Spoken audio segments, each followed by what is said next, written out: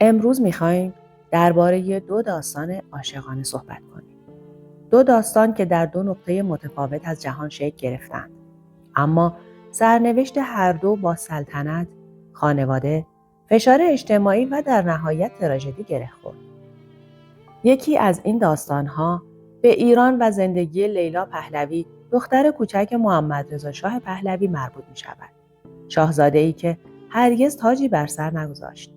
اما سایه سنگین گذشته سلطنتی تا پایان زندگی همراهش بود.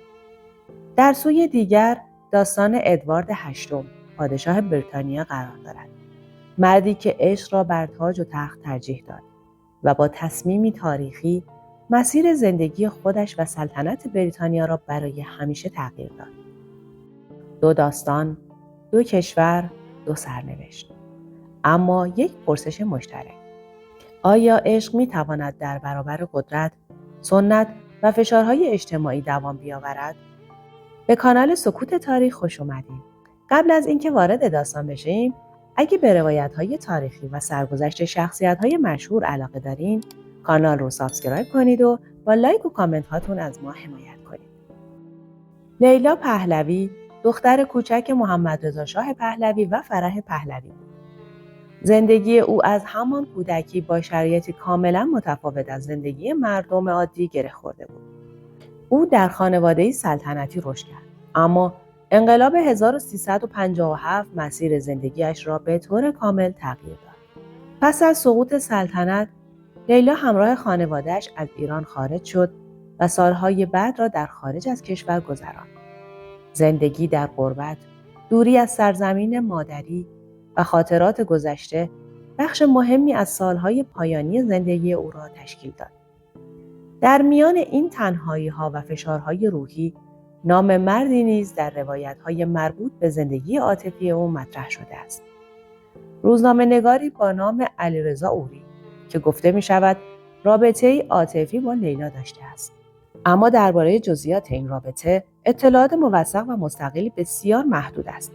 به همین دلیل بسیاری از روایت‌هایی که درباره عمق این رابطه، زمان آشنایی آنها یا نقش علیرضا در زندگی لیلا منتشر شده، با قطعیت تاریخی قابل اثبات نیست. با این حال، همین ابهام باعث شده داستان آنها در طول سالها به یکی از روایت‌های مرموز پیرامون زندگی خصوصی لیلا پهلوی تبدیل شود. علیرضا اوری در این روایت‌ها به عنوان روزنامه‌نگاری با اندیشه‌ای مستقل و شخصیتی نسبتاً مرموز معرفی می‌شود.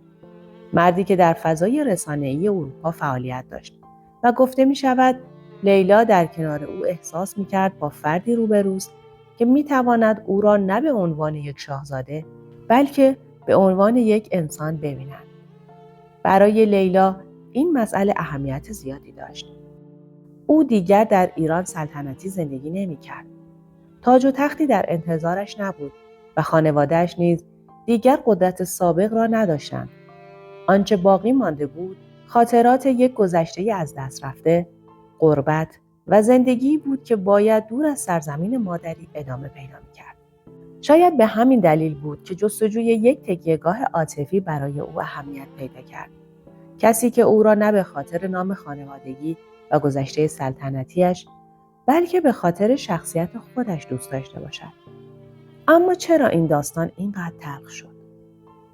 لیلا در سالهای پایان زندگی با مشکلات روحی جدی دست و پنجه نرم می‌کرد و گزارش‌های تاریخی از مشکلات مربوط به افسردگی و مصرف دارو در زندگی او حکایت دارند.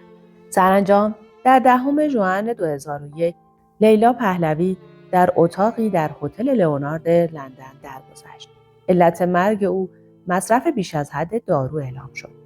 مرگ لیلا پایان تراژیک زندگی شاهزاده‌ای بود که پس از سقوط سلطنت بخش بزرگی از زندگی خود را در خارج از ایران گذراند.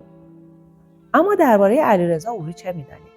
در روایت‌های منتشر شده درباره این رابطه گفته می‌شود که پس از مرگ لیلا او از فضای عمومی فاصله گرفت و درباره رابطه‌اش با لیلا نیز اطلاعات چندانی منتشر نکرد.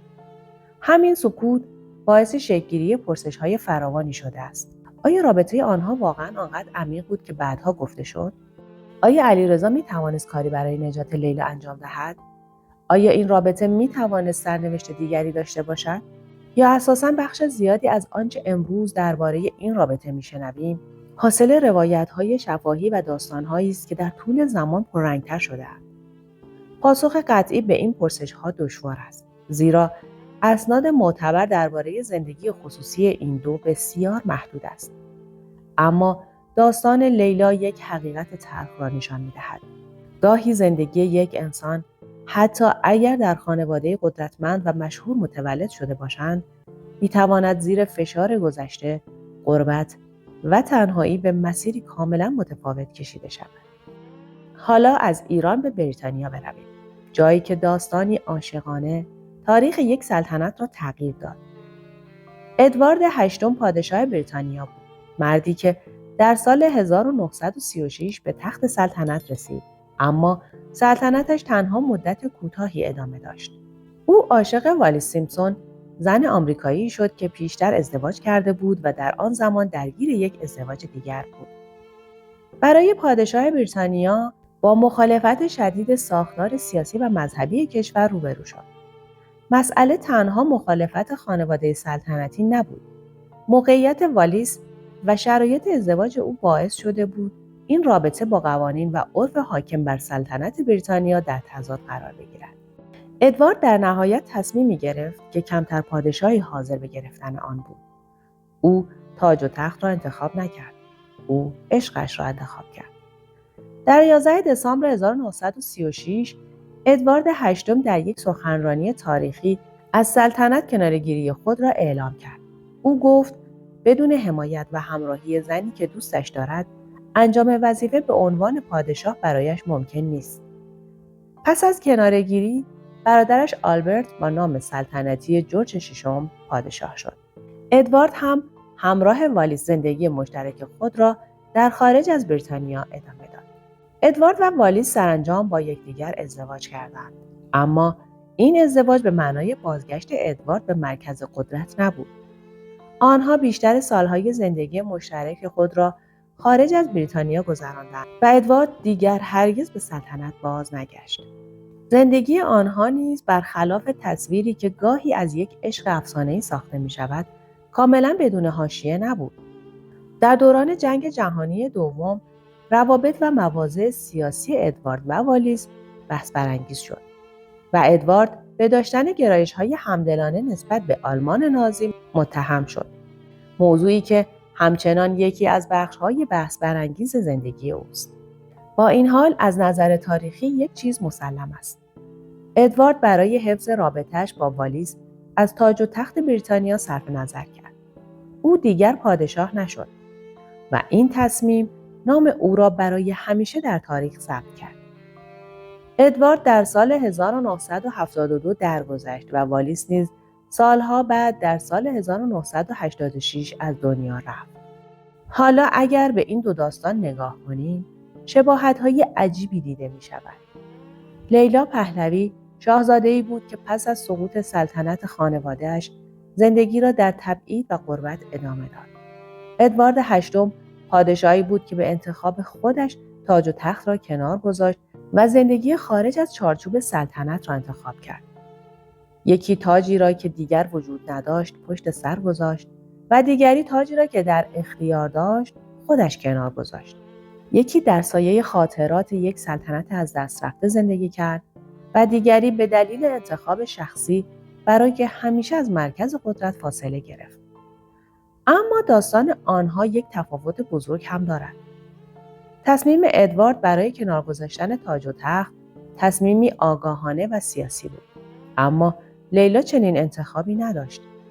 سقوط سلطنت پهلوی اتفاقی تاریخی بود که بر زندگی او تحمیل شد. به همین دلیل مقایسه این دو داستان بیشتر از آن که درباره یکسان بودن سرنوشت آنها باشد، درباره تأثیر قدرت، خانواده، جامعه و تاریخ بر زندگی خصوصی آنهاست. در نهایت سرنوشت لیلا به شکلی تراژیک پایان یافت و ادوارد نیز اگرچه تا پایان عمر با والیس ماند، اما بهای سنگینی برای انتخابش پرداخت.